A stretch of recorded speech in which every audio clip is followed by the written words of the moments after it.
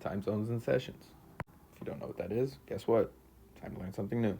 Markets are open Sunday 4 p.m. to Friday 4 p.m. I'm Central Time Zone, so whatever your time zone is, apply that. We have three specific sessions that we trade day to day. They would be Asian leading into London and London leading into New York session. Let's jump into it. I'm not going to overcomplicate it, jumping right into sessions. I'm Midwest, so you can use whatever time zone you were in to convert it. We don't really look at Sydney session, so Tokyo session starts at 7 p.m. It ends at 4 p.m. London opens at 2 a.m. and it closes at 11 a.m. and then New York opens at 7 a.m. and it closes at 4 p.m. What does that look like on the chart?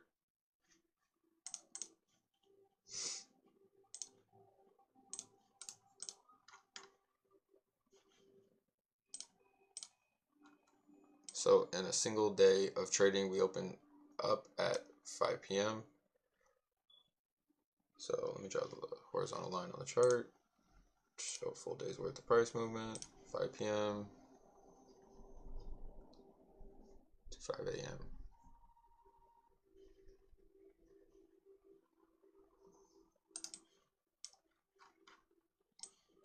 There we go.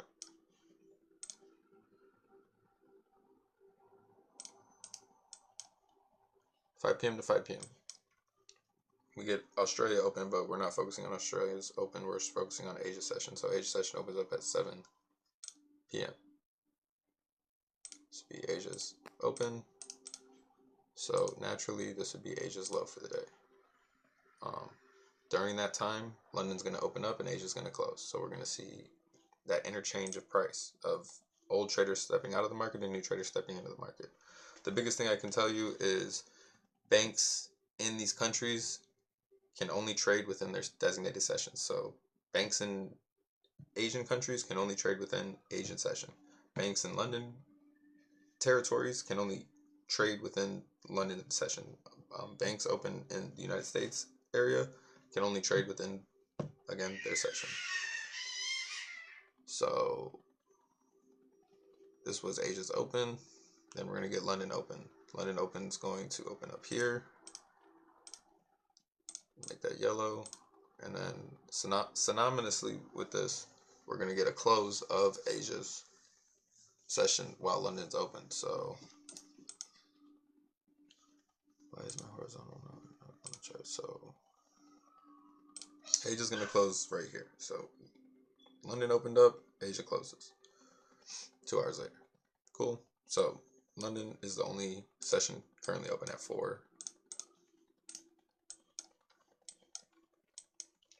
Following with this, we're going to get the next open is obviously going to be New York, but that's not going to happen until 7 a.m.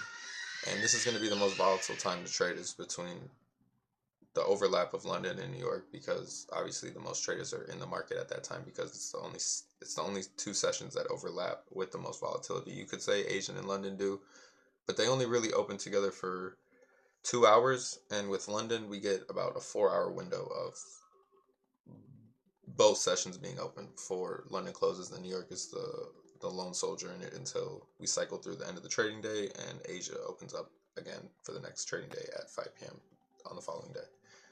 So I'm going to mark out again. Obviously these colors on the chart show you when New York is going to open up, which would be right here.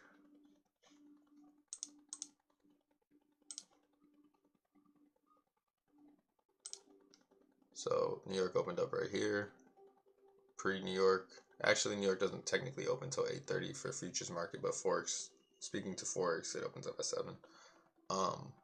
That's why it's called pre-market.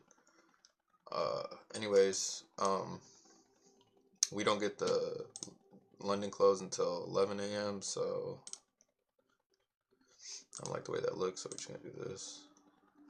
So this is where London closes. We're gonna leave it yellow so you can see London open here and London closed here. So again, naturally we can mark out this was London's low. We could also mark out London's high and Asia's high. This was London's high. This was Asia's high. And then obviously flowing out of New York session, which closes at 4 p.m., which would be at this line, and market closes for an hour at 4 p.m. until 5 p.m. for the next trading day to open. That's specifically, again, speaking towards futures. If you're trading on Forex, the market just flows naturally and it doesn't close. But during that 3:45 into 5 p.m., we get that close at 4 p.m. and we don't open up until 5 p.m. where market opens up. And naturally at Asia's market open, you can see volatility of new traders stepping into the market, creating a low and high for the day because market just opened and this is a brand new trading day. So moving into, basic trading understanding and technical analysis, we get a break of our open high, we get a retest, and we get a failed follow through. So in that, I'm going to be hawking this failed follow through and start looking at what price is going to do if it comes back into the area, which if you look right here, we can use the measuring tool to get quick analysis. 5 hours later, after Asia market open, we come back into that area. So from 5 p.m. on the start of a trading day into 10 p.m. that following night, we'd be gearing up to say, okay, what are we going to do when price comes back into this area? We can drop down the lower time frames and start seeing what price is doing. Obviously, we can get a nice tighter zone too if we want. We don't want to cut through candle bodies. We want to get as much wicks as possible without cutting through candle bodies. Obviously, this area is subjective to that because we want to catch the vast majority of what's going on in that area. But so when price moves back up into this area, we see two things happen. It comes up into this area, immediately creates a ceiling, immediately comes down and creates a floor. But in doing so and creating both, we break the floor and don't come back to the ceiling. We get a double top. We're moving from bullish momentum, double top being basic candlestick reversal patterns. The double top can be seen. The price moves into this. Let me use the brush method a little better. Push up, push down, push up. Get a nice double top. That is terrible drawing. I like the arrow. Price moves up, touches once, pushes away, comes back up, touches again. We get a double top out of a bullish push. That's a clear sign of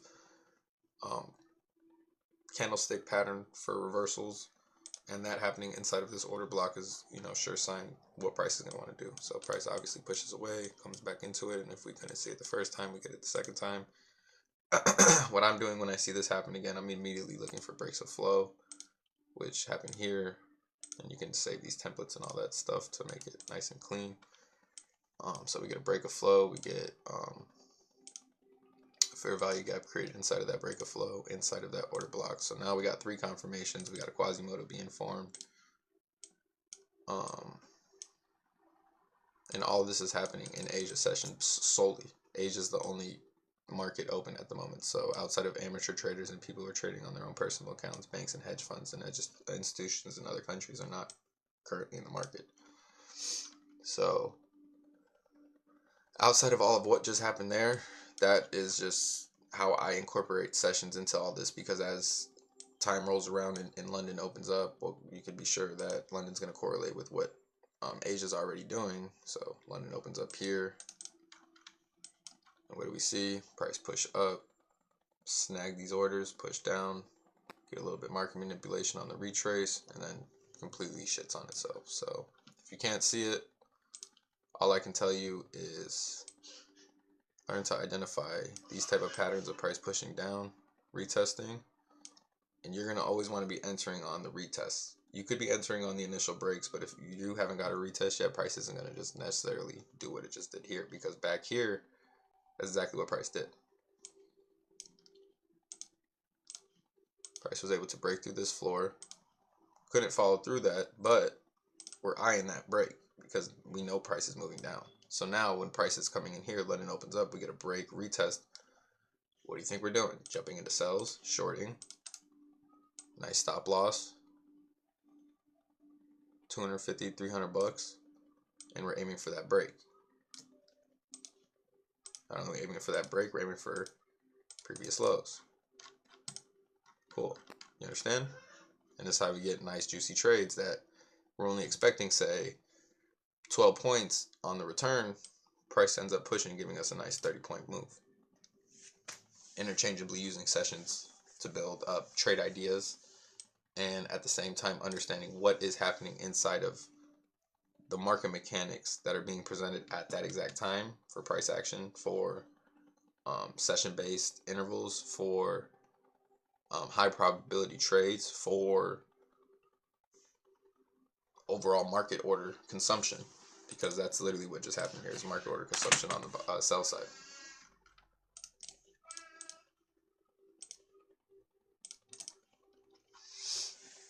That pretty much covers sessions, and I just gave a quick example on how to use sessions, obviously, to build up trade ideas, but all in all,